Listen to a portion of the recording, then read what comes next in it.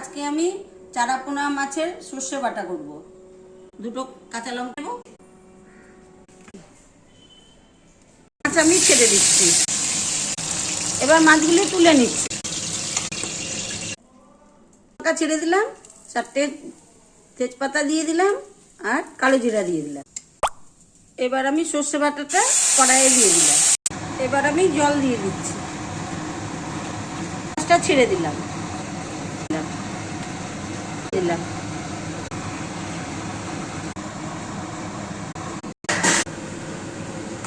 একটা একটা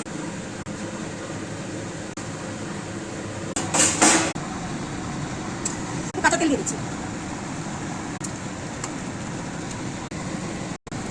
হয়ে গেছে, এবার আমি নামিয়ে দিচ্ছি।